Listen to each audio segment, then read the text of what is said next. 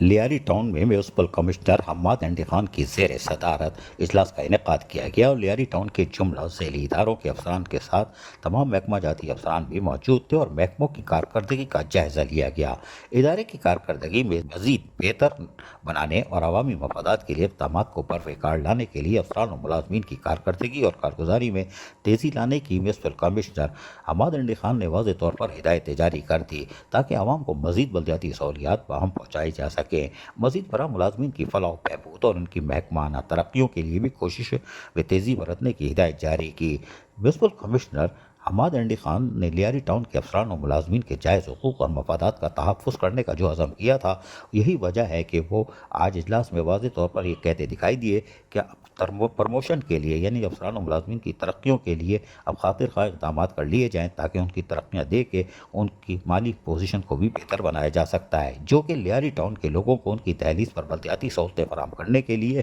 عملاً جو ہے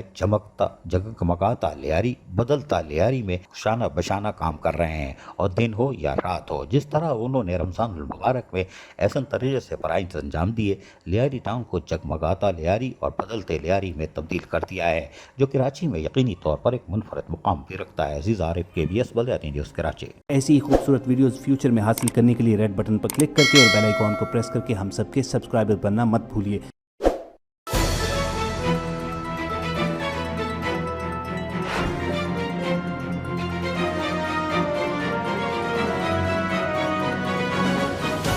KBS بلدیاتی نیوز۔